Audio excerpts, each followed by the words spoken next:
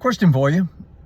Do you happen to know anybody that's had a piece of property for sale recently and struggled to sell it? Like maybe a single family resident, a condo, a villa, townhouse or something like that. They really struggled to sell it. Maybe that somebody is actually you and you've struggled to sell it and you've wondered why hasn't it sold? Well, there's several reasons why they haven't sold, and maybe we're going to give you an example of one recently that did sell and why it sold, why I'm pretty confident that it sold. So generally speaking, right now in this market, and I'm in the Tampa Bay area, I'm a realtor there, but in this market, what we're finding going on is people don't want to buy anything unless it's pristine, unless it doesn't need any work on it. You know, there was a time when people would buy a house and they'd say, oh, okay, well, I'm probably gonna have to replace the AC in a couple of years. Or they'd buy a house and say, you know, I'm gonna do some remodeling of the cabinets or whatever. They would think that way.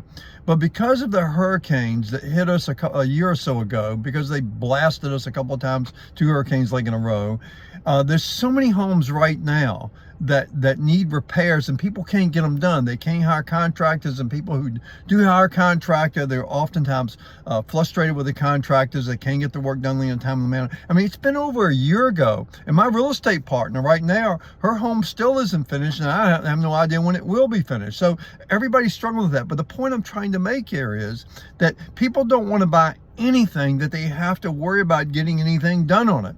Now, I want to give you kind of an example of why that sort of thing is so important. A house in my neighborhood just sold for $889,000. It was priced at $929,000, and it sold in 16 days. They dropped the price 40 grand. So just in a short period of time, it went from 929 to 889 and sold in 16 days. But it wasn't the price so much that sold. The people had the right attitude about the price. But the main reason it sold was the people that owned the house had spent like $65,000 on a new roof about a month or so ago.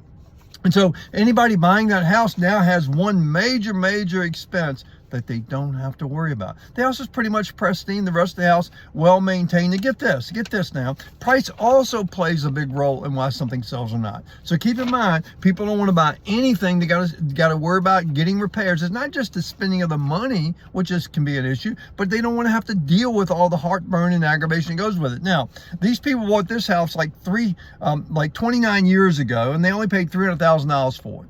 So let's assume for a moment that over the course of time, including this new roof, they spent $150,000 on it, which I think is really high, but let's just assume that. So they ended up with a cost of $450, if you want to kind of do some round numbers here, and they got $889 for it. So they made $439,000 on the house. That's not bad, but they were smart enough not to be thinking about what their neighbors got a couple of 3 years ago. See, their neighbors probably for a similar house 2 or 3 years ago, they probably got well over $1 million for that house, $1.2 million, $1.3 million, maybe even $1.5 million.